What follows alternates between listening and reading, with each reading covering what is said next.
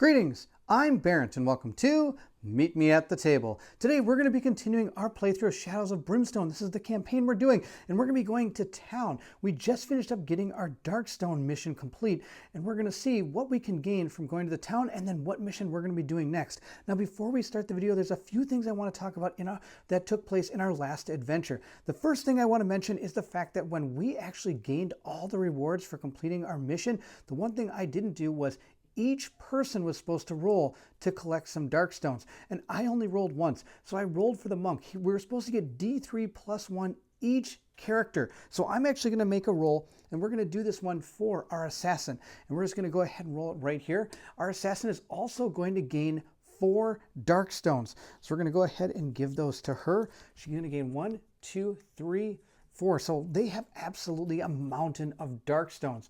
Our assassin is sitting at 1, 2, 3, 4, 5, 6 Darkstones, and our monk has 1, 2, 3, 4, 5. So that's 11. Wow, that's absolutely a ton of Darkstones. That's awesome.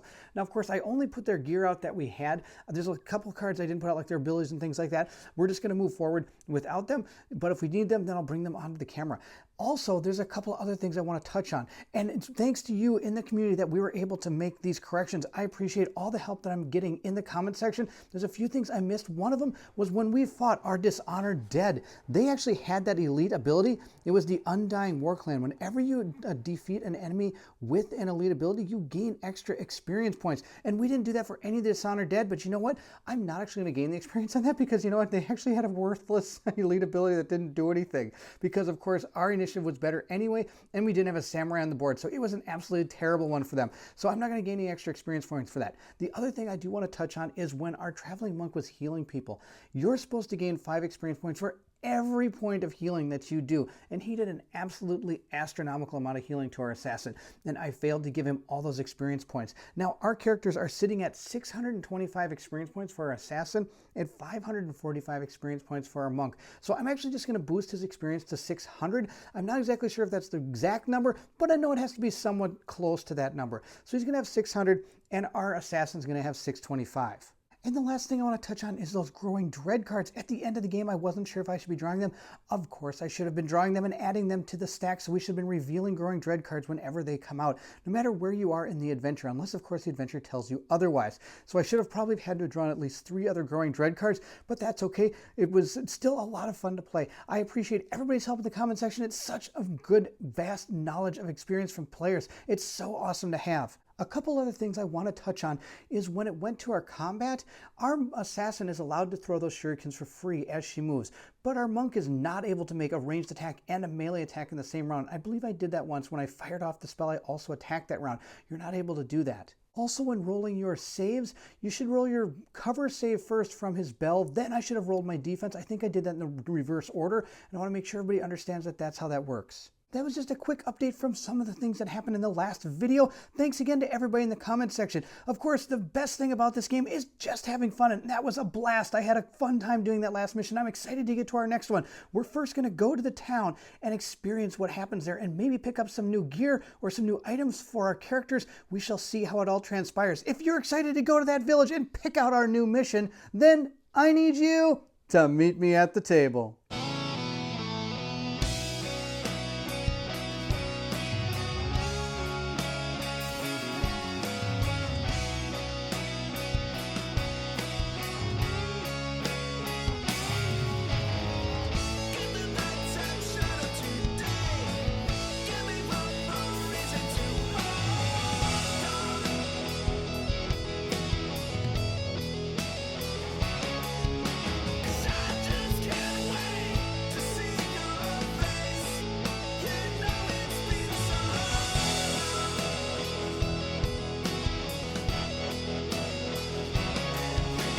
The final thing we have to do before going back to town is seeing if our characters have been corrupted by the Darkstones that they're bringing back.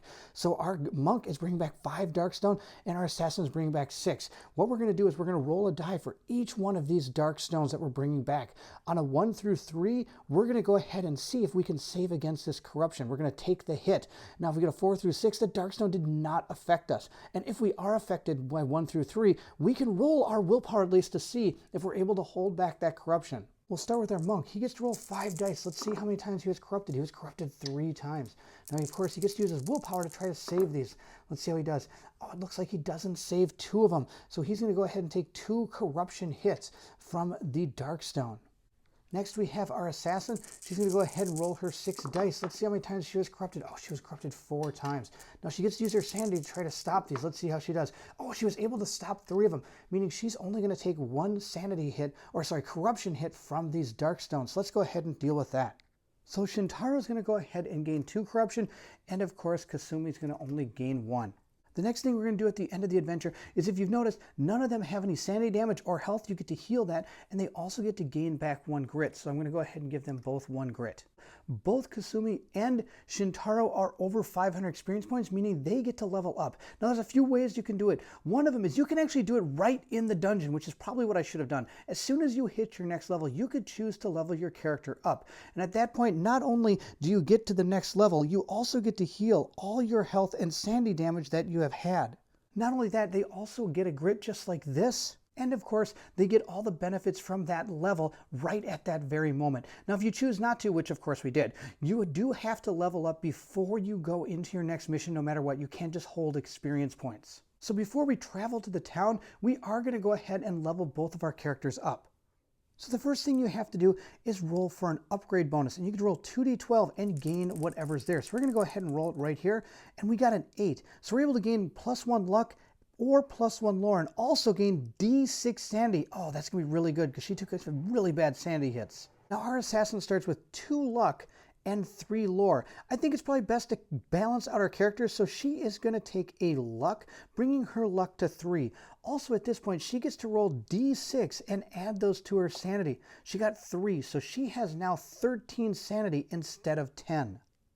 In addition to rolling on our upgrade table, we get to choose a new ability for our assassin, and they have different skill trees, very similar to some other types of games you may have seen. We could either go down the Shadow, Acrobatics, Ninja, or Trickery paths, and I'm going to go ahead and look at all these. Of course, you have to take the top one before you can take any of the lower ones. So let's go ahead and see what those do.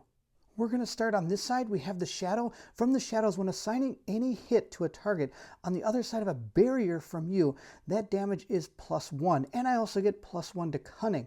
In Acrobatics, it says, once per turn, when you move through an enemy space, the enemy takes 1 wound, ignoring defense on a roll of 4, 5, or 6 on a d6. Plus, I get +1 move. The Ninja says deadly accuracy. Once per fight, when you roll a critical hit on the hit roll, you may turn one of your other normal hits of that attack into a critical hit as well. And then, of course, the last one is Trickery. We have Distraction. Gain 2 Flash Powder side bag tokens at the start of each adventure. And I also get a +2 side bag capacity. So of these 4, we have to choose one. I'm going to let you go ahead and decide which one you think would be the best one for our assassin Kasumi. I'm not going to try to persuade anybody, but I'm telling you, this deadly accuracy seems really cool, especially when our Injatu we have critically hits on a 5+. So at least once during combat, even though I'm only rolling 2 dice, if I get at least 1 5 or better, I could turn the other one to a 5 or better and do 2 critical hits to a single enemy. It works pretty good against big enemies, I'm guessing. But I'd like to hear your thoughts in the comments below. Please let me know what you think. Our monk gets to roll on his upgrade table as well. So we're going to roll 2 dice just right here and see what he gets. He got a 5, which says I can gain either +1 strength or +1 agility. Also gain D6 health or sanity in any mix. Whoa, that's amazing. That's even better than what the assassin got. So we're going to have to go ahead and see what our monk's abilities are and decide which one is best. Since the monk only has 2 agility but has 3 strength, we're going to go ahead and take the agility, again rounding our characters out. So he's going to have 3 agility, and I get to roll a d6 and put that wherever I want. We got a 3. That's not too bad. I would have liked more. And we're going to go ahead and decide where we should put that on health or sanity.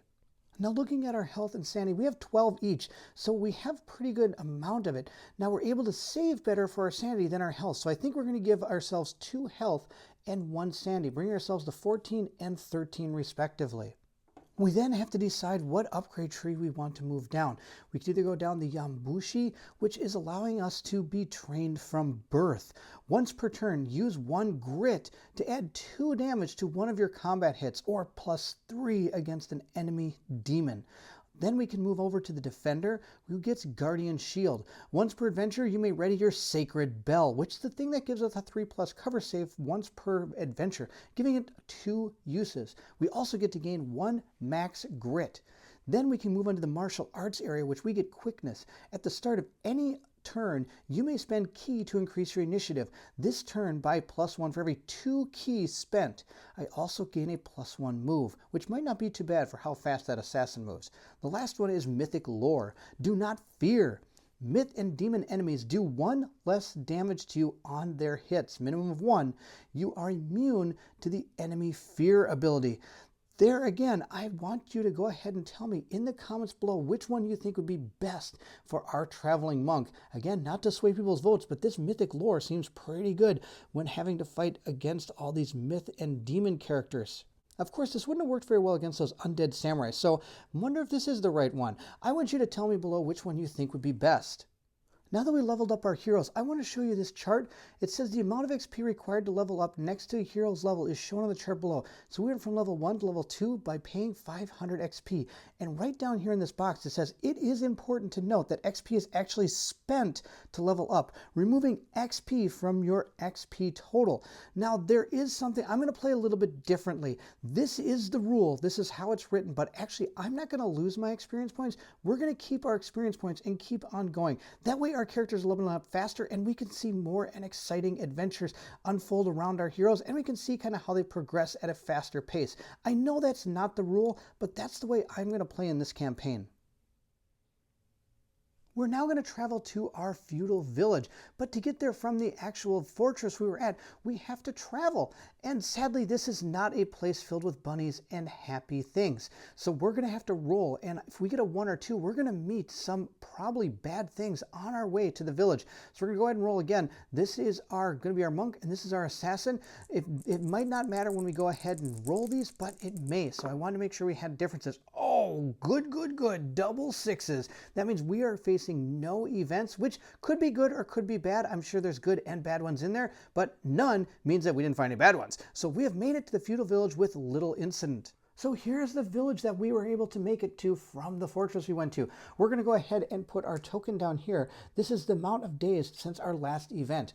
It's been 1. And every turn, we're going to go ahead and roll to see if something happens to the town. Also, each day we're able to choose a place to go to in this town, and we have to take on an event there, and then we're going to be able to take advantage of the services that each of these places can provide. Now, of course, you don't have to travel to all of them. You can always choose to leave whenever you wish to, but there are some pretty fun things to do. In fact, I'll go ahead and show you one of the places. For example, we could go to the shrine, and the shrine has these events up here, and then down here are some things that we can do inside the shrine. Also, if we go to the shrine, we have the ability to go ahead and pick up some of these items or take advantage of some free things that happen inside each of these locations. So we have to decide where we want to go. So at present, we have a total of 750 gold, and I think our characters are both going to stay in the inn, so we're going to go ahead and pay $10 per day. If you stay in the camp, which is another option, you do have to roll on an event table. That is not exactly the greatest, and it is free though. We're not actually having to pay the 20 bucks. I'm going to keep our characters safe, and we're going to go ahead and pay 20 and stay at the inn for our first day.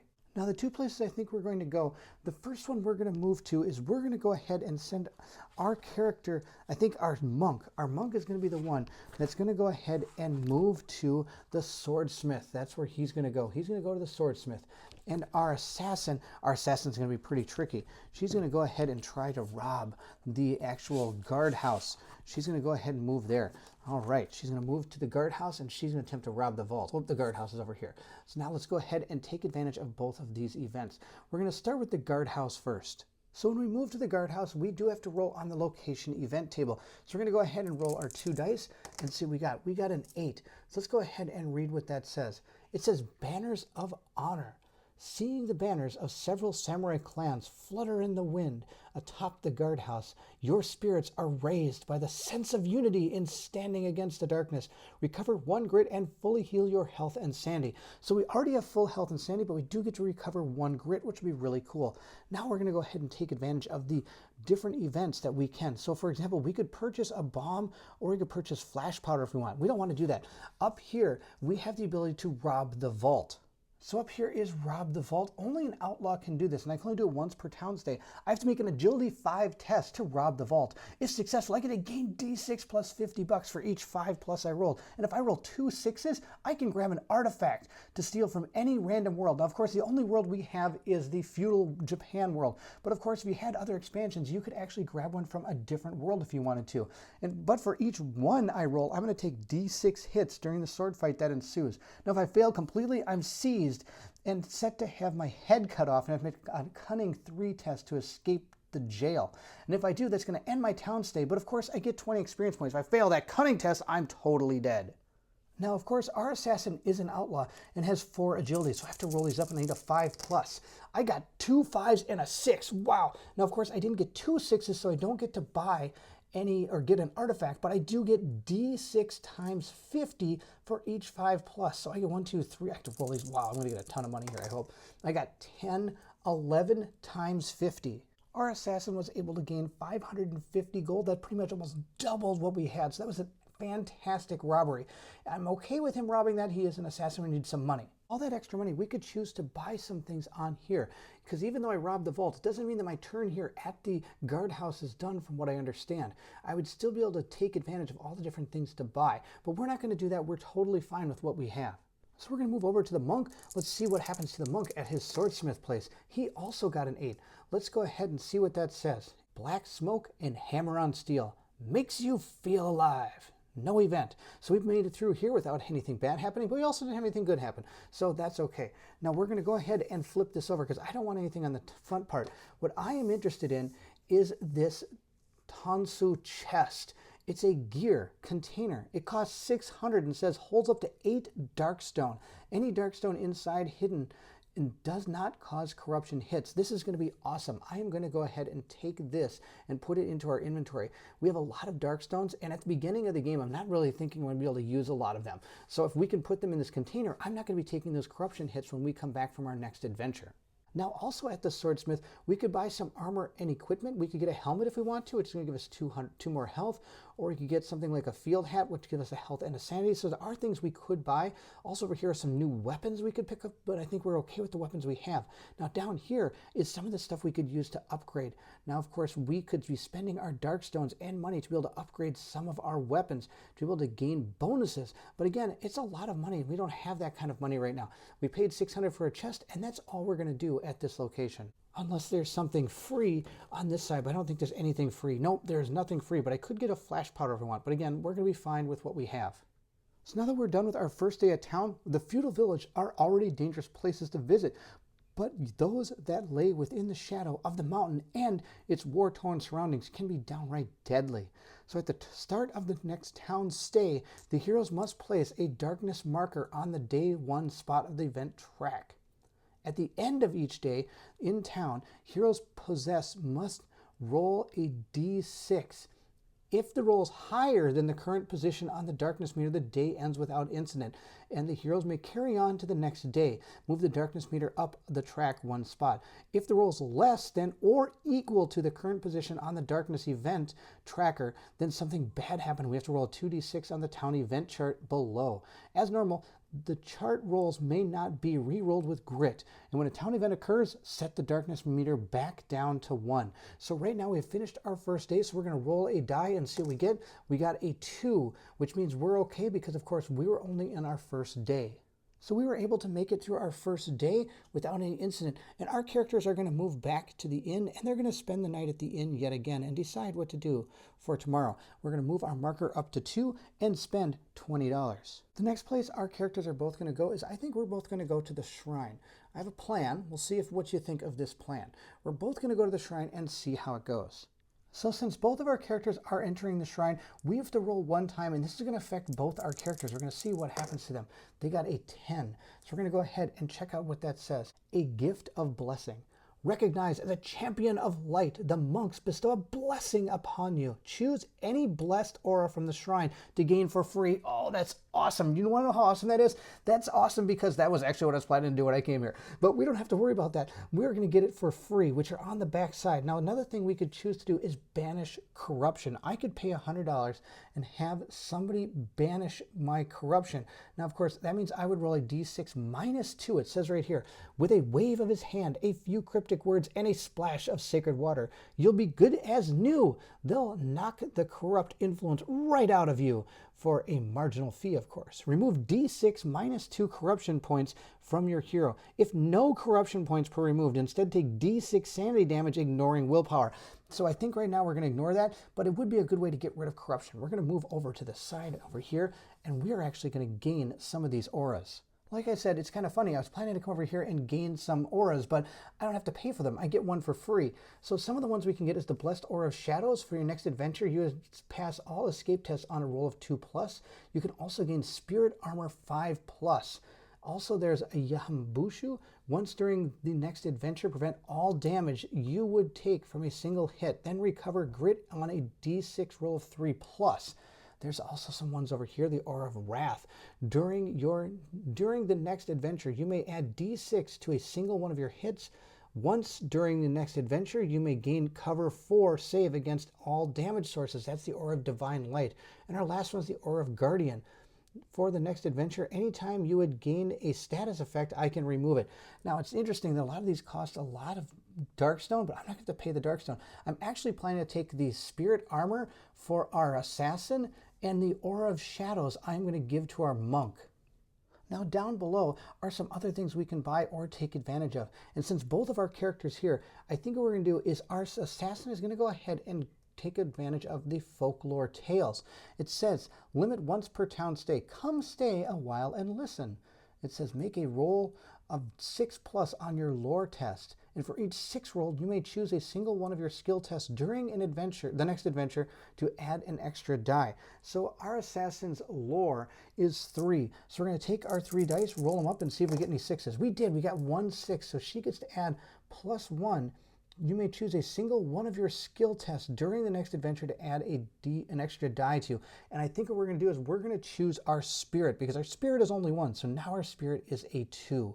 The next thing we're going to do is we're going to have our monk consult the old text. Limit once per hero party per town stay. So this is going to be done once. And it says, shuffling through the old scrolls and books, you search frantically for insight into the dark visions. Make a lore 5 test. For each 5+ rolled, you may choose a specific enemy type. During the next adventure, you are +1 damage on all of your attacks that target that enemy type. If at least 1 6 was rolled during your next adventure, when drawing a threat card, low, medium, or high, you may instead search that threat deck and choose the card of your choice. That is going to be awesome. So we're going to go ahead and take a lore test of 5+. Now, our monk's lore is only 3, so we're going to roll 3 dice and see. Oh, wow, we got 3 5s. That's amazing. So good. So I get to gain +1 damage to 3 different enemies in our next adventure. So let's go ahead and take a look at those enemies. But before we do that, I do want to say I'm going to buy this key-centered wrap. It's a gear, holy clothing, and belt. So it's a belt item for our monk. He's going to gain +2 health, and once per turn, you may spend 1 key to heal 1 sanity damage. This may not be further enhanced with key. So he's able to heal at least 1 sanity damage each turn when he wears this. So we're going to go ahead and take advantage of this, and we're going to go ahead and see what enemies we're going to be getting +1 damage to. So here are 4 of the enemies we could possibly be fighting in our next adventure. Now, of course, as we move forward in this adventure, I might be starting to add new monsters as I build and paint them to get them ready to go. But here are the monsters we already have advantage of taking out. These 2 are already myth creatures, so I already gained +1 damage against them. We haven't seen the acidic tentacles, and I hope we never do, but I think one of the ones we're going to take is the acidic tentacles. These only have 2 health. If I ever hit them, all you do is get past that armor. That's the deal. I think we're still going to take them as a +1. And our last one we're going to do is our Onis at a +1 as well, because it's just a bigger creature. So we're going to get +2 damage against the Oni and +1 against both of those. With that day complete, we're going to go ahead and roll our die and see if anything happens to our town. Oh, we got a 1. So something is bad and it's going to happen to our town. Let's go ahead and roll 2d6 and see what happens to the town. Looks like 4. So we're going to go ahead and read what 4 says. It says, a fire has broken out, setting the village ablaze. D3 random town locations burn to the ground in the fire and are destroyed. You may not visit these for the rest of the town stay. Oh, that's terrible. So we're going to go ahead and see which ones it happens to. So we're going to roll a d6. It looks like 2 of our town areas have burned to the ground. So we're going to go ahead first, move our people to the inn, and we're going to roll to see what 2 places they are. 3 and 1. So we have lost the ability to go to the tavern, and we can't go to the House of Healing, which is sad. That's where I was going to go next.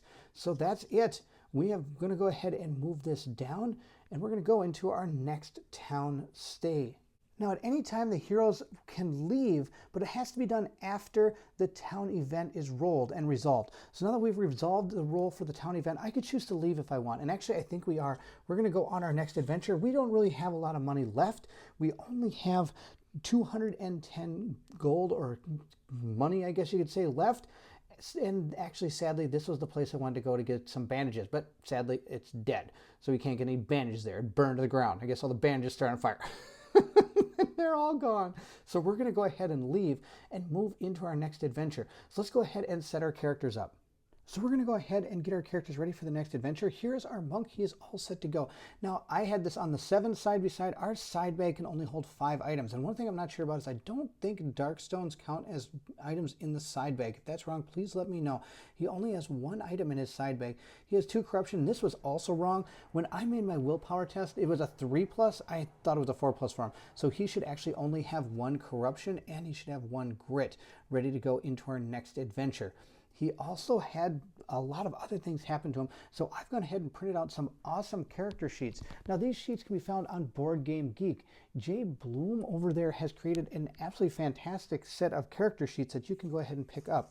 So we have Shintaro here. Here's the character sheet. It starts with his name, and right here I have his personal item. He also has a place for some notes for the next adventure, so he's going to get +2 on all escape tests, and he also gets +1 damage to Onis, Tentacles, and Dishonored Dead. Here's our base stats and our modifiers. And of course, our modifier for our lore is +1. Totally forgot that. And I didn't roll 4 dice. I only rolled 3, but that's okay. We also have gained some more health and sanity. I've wrote that over here as well. Now we have +4 health because, of course, we do have that new Key-centered wrap. Sorry. So I'm going to go ahead and have all this stuff on these character sheets. These sheets are really cool. Of course, up here we have our initiative and our experience. He also has his gold of 110, and he's going to hold all the dark stones. I don't think there's an advantage or disadvantage to splitting them up. If there is, please let me know in the comments below, and maybe I'll split these up a little bit. But I'm going to give him all the dark stone because, of course, he does have that chest that he has, that Tansu chest that holds 8 dark stones. And right now, currently, it is holding 8 dark stones. So that's where we stand right now. Of course, like I mentioned before, I'm really just going to keep the experience points going so that way we can get some really fun characters and fight some really fun monsters as the game progresses. So that is our monk, Shintaro. He is all set to go. So here's our Black Lotus, Kasami. She's all set to go as well. Now, she has 2 grit because of that encounter we had over in the, the guardhouse. Only 1 corruption and 3 side bag items ready to go. Now, of course, I've gone ahead and wrote down all her stuff as well. She's going to be gaining +5 spirit armor, which means she's going to be able to take some armor against any sanity hits. This does not work against incoming normal attacks. She has her family crest, and she's a member of the Lotus clan. Of course, we have her spirit and luck that went up. We also have gained 3 sanity, and I've gone ahead and wrote everything else up here. We have our 6th initiative. She's going to be carrying 100 gold, and of course she has 1 corruption. So that is Kasami. There's not much more that actually happened to her in the adventure. It actually a lot more happened for our monk. So we're going to go ahead and look at the next adventure we're going to go on, and I'm going to need your help to decide what it is. Now, in Shadows of Brimstone, there are different ways to create the missions you're going to go on. One is you could roll completely at random if you want and decide which one you're going to do. Otherwise, they also say you could link your missions. This is, of course, creating a narrative of your own. Now, we have done Hunt for the Darkstone. We could go on to Exploration, which would be kind of fun. Basically, we've found the Darkstones, and now we're going back in, and we're going to explore the entire place to see what's inside this fortress. And maybe after that, we're going to need to seal the void. and maybe after the void gate was sealed, we noticed people were missing, so we had to go on a search party for them. But we got too far in, we had to escape from there, and then we had to decide to bring down the fortress because it's just too much evil in there. So you can create a narrative whatever you want. Now, I think in the next adventure, we are either going to explore or seal the void gate. It is up to you. I'm going to let you decide which one of these adventures we should go on, either the exploration or seal the void gate. Let's go ahead and take a look at those. Now, I'm going to show you the mission goals for both of our adventures, and you can decide from there. I'm not going to read the whole thing. Once we decide what we're going to do, I will go ahead and read everything and all the special rules that go along with it. But for this one, our mission goal for exploration is that the heroes must explore the entire fortress, not including any gates they may find along the way, and defeat all enemies they come across to successfully complete this mission.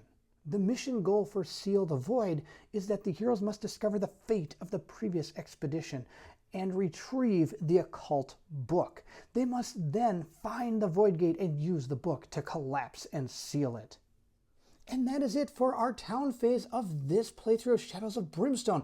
We made it to town. We took a couple corruption hits, but that's okay. We did gain an extra grit for our assassin, and we got some armor for our monk. Now we need to go ahead and choose a few things. One, I'm going to have you help me decide what upgrades we should take for our two characters. Please leave those in the comments below, and whichever ones get the most votes are the ones I'm probably going to use. Of course, I can always choose those on my own, but I do want to hear what you have to think, and I'm really excited to hear what you think should be really good for these characters. Also, we need to know what to do. Are we going to go exploring, or are we going to seal the gate? I want you to tell me what you think we should go on next. That's going to be a lot of fun. There's a lot of choices for you all to make in the comments below, and I'm excited to hear from all of them. So we're going to go ahead and wait a little bit before we go into the next adventure so I can make sure everybody gets a chance to tell me what they think. Thank you so much for watching. I hope you're enjoying the Shadows of Brimstone Forbidden Fortress playthrough. I'm excited to go on to our second mission. It's going to be a lot of fun. If you did enjoy the playthrough, don't forget to like, subscribe, and hit that bell symbol so you know when the next playthrough is coming out and you can see our next adventures in Shadows of Brimstone. Also, please feel free to leave anything in the comments below along with what our votes are going to be for our two characters' upgrades and the adventure we're going to go on. I'm really excited to hear what you have to say. Thank you again so much for watching, and if you're excited to see if our characters can make it through the next adventure, then I need you to meet me at the table.